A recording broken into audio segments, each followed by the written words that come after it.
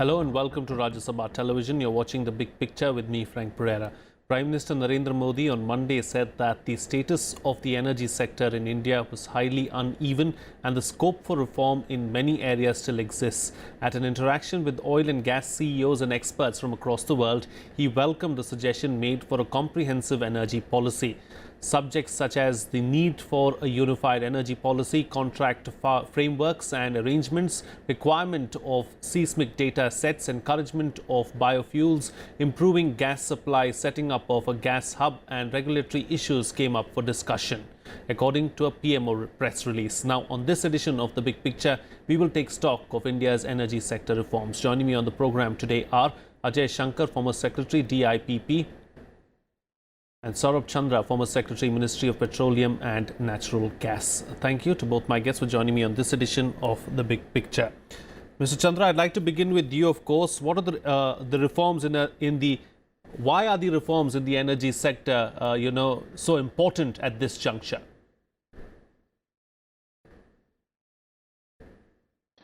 India imports about 80% of its crude oil requirement.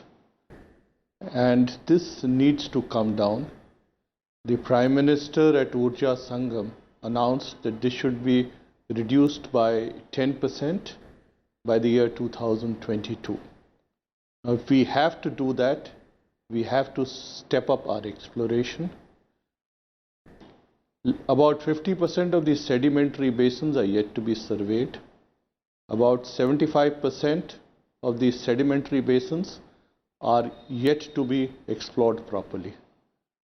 So the need for acquiring data, processing data, interpreting data is urgent, it is imperative, and it needs to be done at the earliest.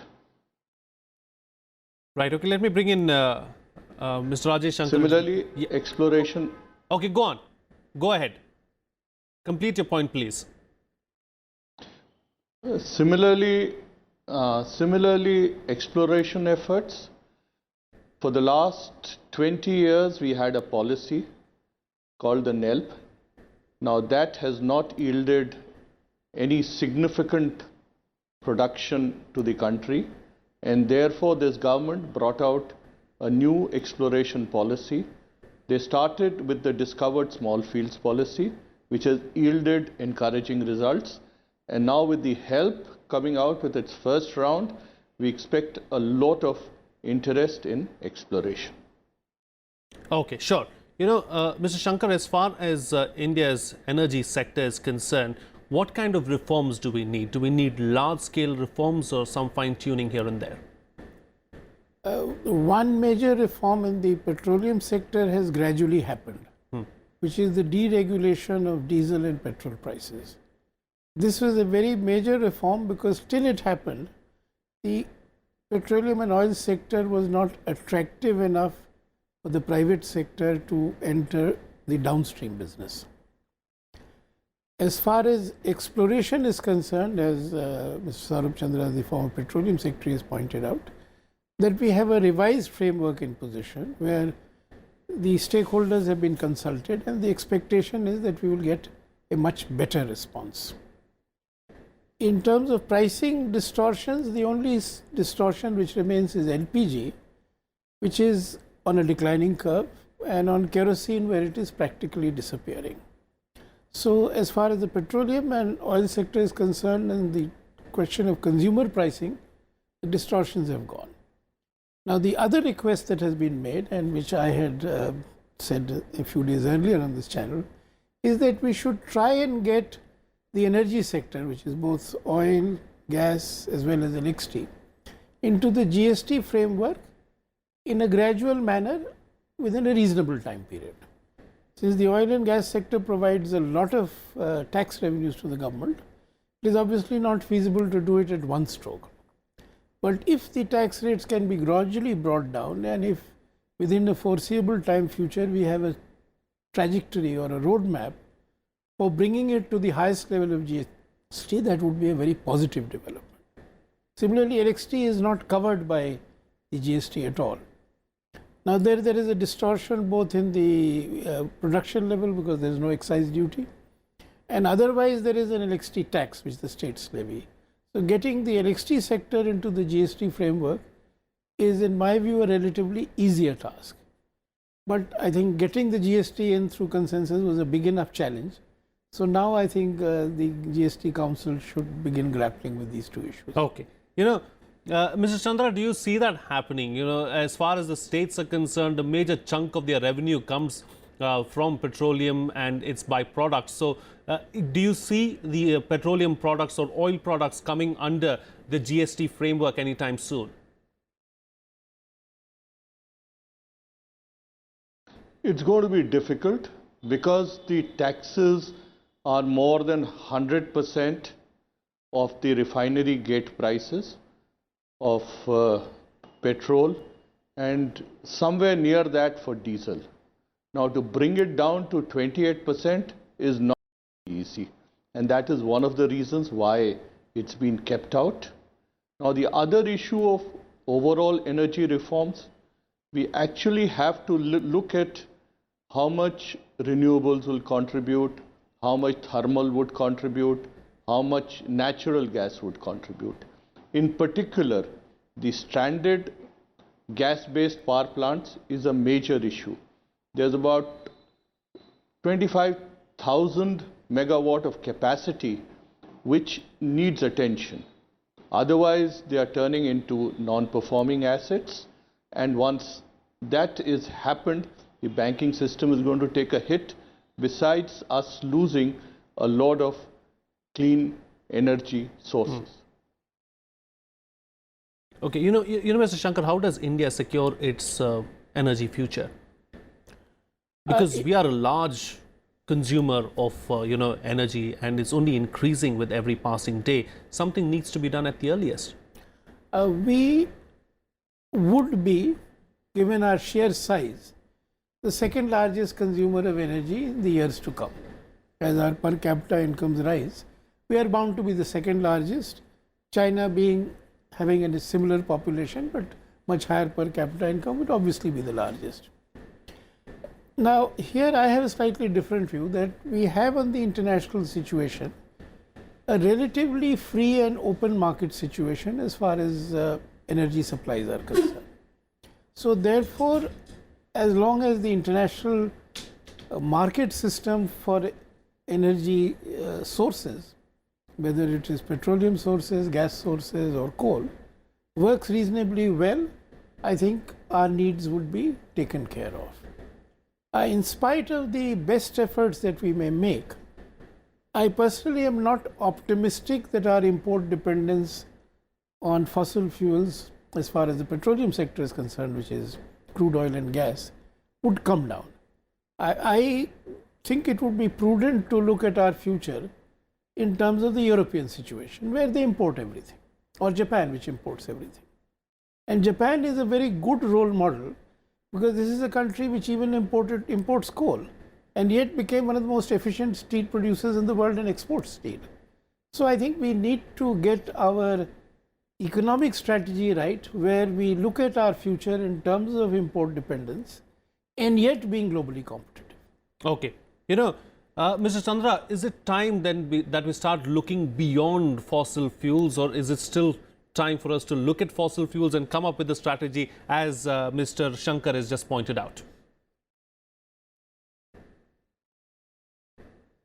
We have no choice but to look beyond fossil fuels.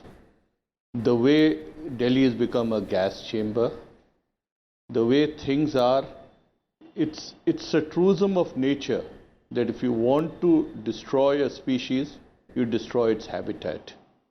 And we cannot take more liberties with our habitat and continue with the problems that we are seeing of global warming, greenhouse gases, and therefore we have to move towards renewables. Fortunately, the price of renewable power is slowly coming down, and we have to increase the share of renewables and clean energy like natural gas in our energy basket. Let me welcome Mr. A.K. Bhattacharya, Editorial Director of the Business Standard, onto the program right now. Mr. Bhattacharya, we've spoken about varied things on the program thus far in the 10 minutes that we've discussed so far. But, let's talk about clean energy now. The moment you talk about clean energy, as Mr. Chandra pointed out, the cost factor always comes into the debate. Is clean energy economically viable for a country like India? Well, it appeared that it would not be viable for some time, but it looks that the energy economics is operating in a way currently, globally, that the renewable energy is actually becoming an increasingly viable option, so much so that the existing projects which are reliant on fossil fuel are actually beginning to look little uncompetitive. There are a large number of utilities in the state sector, in the various states, which are actually very keen on renegotiating their power purchasing contract, because they find that the new renewable energy sources for them that is going to be available to them under the new projects will actually be cheaper. So I think this transition has to be managed very, very effectively, efficiently, without causing disruption, which are avoidable, because contracts are sacrosanct, and therefore any move from fossil fuel to renewable energy has to be a phased manner, and that cannot be done as if there is no tomorrow. So I would welcome this move, but at the same time I would say that managing it requires considerable skills, management skills, and proper oversight, and the role of the regulator, I think, is very, very important here. And I don't think the energy sector has as yet seen a very effective regulator, except in the power sector. The hydrocarbon sector, we are yet to see an effective, proper regulator who can actually ensure that this transition is done smoothly, efficiently, and effectively. Okay, so the transition needs to take place smoothly and effectively is what you're suggesting. It certainly looks like the government is serious as far as its energy needs are concerned, Mr. Shankar. The Prime Minister has met CEOs of oil majors for the second time in 2 years. So clearly the government is taking this very seriously. Yes, the government is taking it very seriously, and I will pick up from what Mr. Bhattacharya just said. It is worth noting that for 2 years in a row, there have been some days where the weather has been good, where Germany has managed all its electricity needs and supply from renewable sources. And Germany is a country which doesn't get too much sunshine. So the transition has already happened, and the kind of prices we are seeing in the market for wind and solar clearly brings them to a position where they are very attractive vis-a-vis fossil fuels for the time that they generate electricity. So when they generate electricity, wind and solar is definitely today much cheaper than conventional fossil fuels. So if one looks at the global scenario, for the first time we are seeing causes of optimism that mankind could actually become free of fossil fuels to a large extent. Because if you can get all the electricity from renewables, which is now possible technically and commercially, it's not something which requires huge subsidies, then the electricity sector can be free of fossil fuels. And with the success of electric vehicles, you could look at a situation where at least the road transport is free of fossil fuels, because you have cars driven by electricity, you have trains driven by electricity, and the electricity comes without fossil fuels. So you can actually see that we come to a situation where we have a carbon-free economy. Now the challenge before India is to think strategically and act strategically and try and leapfrog and be in the forefront rather than follow others. Now being in the forefront also requires creating domestic manufacturing capacities. So as of now, our entire solar equipment is being imported from China. Wind power, we are self-reliant. Now self-reliance is a word which is not in fashion, but in the energy sector in terms of manufacturing, if we take a strategic view on solar energy equipment and panels and electric vehicles with their batteries, then I think we would handle the transition much better and faster. Taking off from what Mr. Shankar has just said, Mr. Chandra, China is the leader when it comes to solar panels and solar energy. So is there something that we can take away from that? You know, you said that we need to be a front runner when it comes to clean energy. What needs to be done?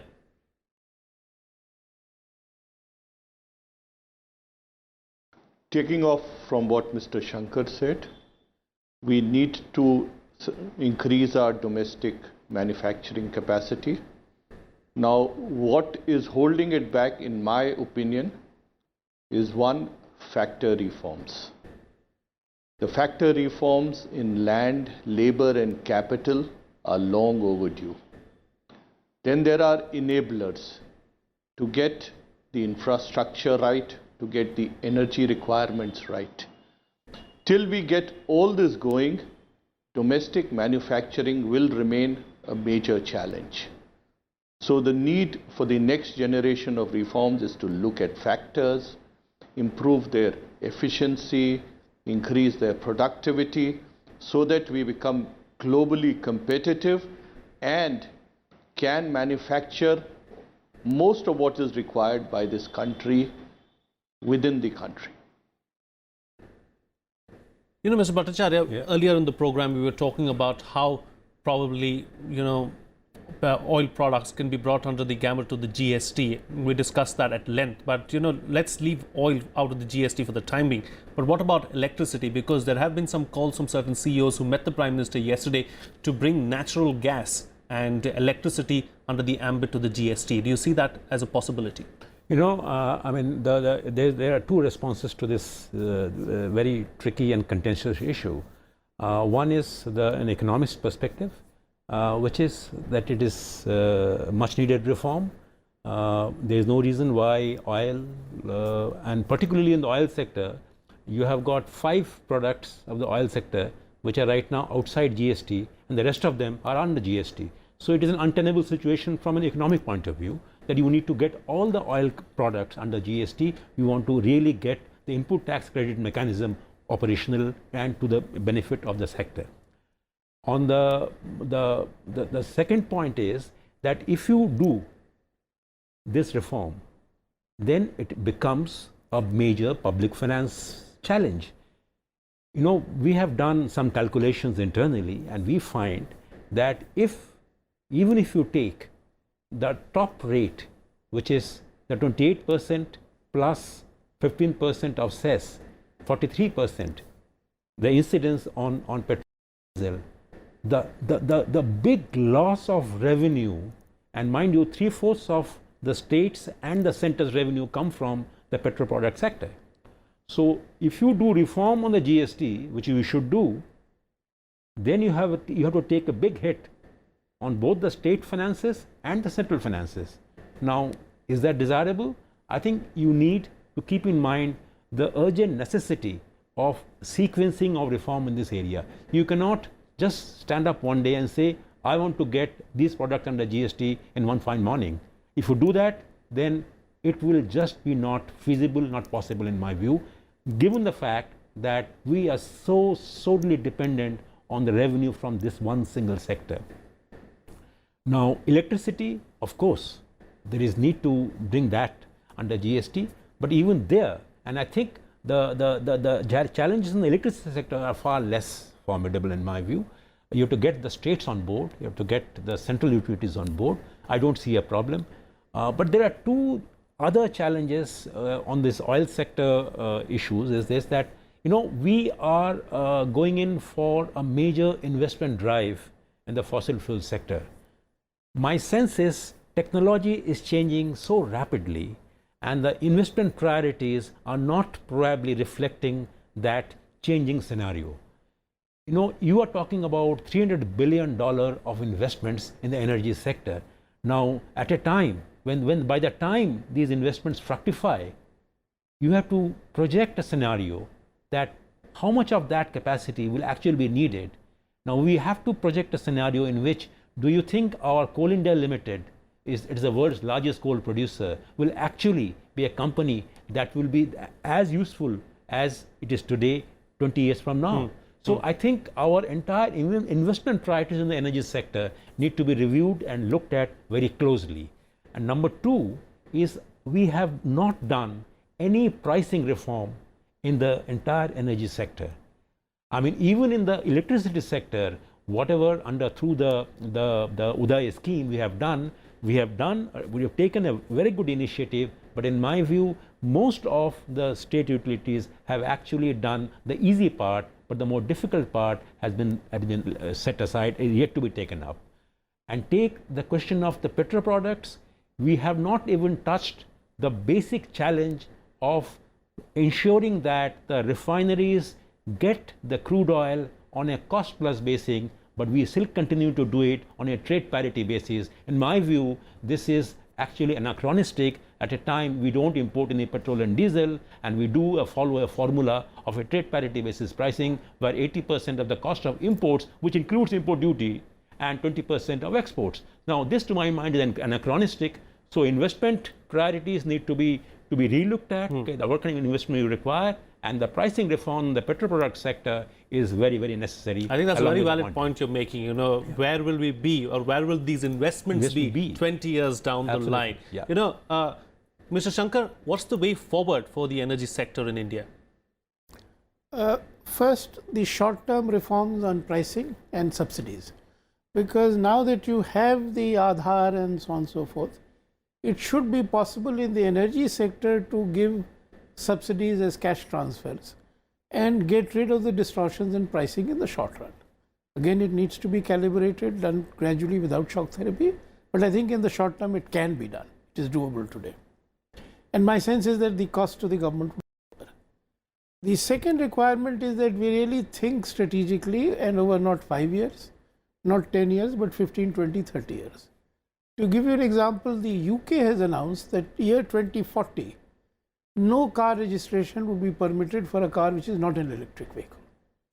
So once you put a 10, 15, 20 year perspective and strategy, then you can look at the building blocks of creating domestic manufacturing capacity, look at the ecosystem, look at what you do to change consumer behavior.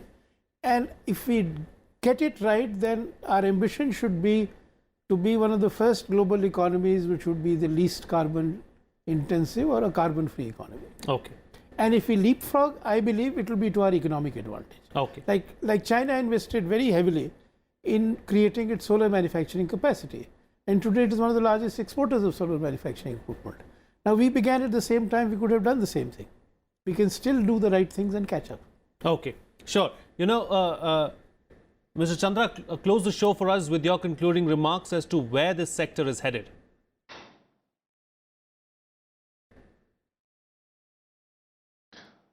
I agree with what Mr. Ajay Shankar is saying. We have to look at the long term, but we can't lose sight of the short term either. Till 2030, our hydrocarbon requirement is unlikely to come down. Now, this $300 billion investment, I would be happy to look at its breakup, but part of it would go for natural gas, and natural gas is clean fuel. We have to increasingly move to clean fuel. But when we look at even the solar sector or the electric vehicles, we will still need a lot of lithium, a lot of cobalt, a lot of nickel, which we'll be forced to import. So an overall comprehensive view has to be taken when we shift from one to another as to what will happen to our input requirement, how that will shape up, and how independent we would be as far as energy security is concerned. Okay, fair enough. We need a comprehensive view as far as our energy sector is concerned, and we need to have quick fixes as well as futuristic thinking is what our panelists are suggesting.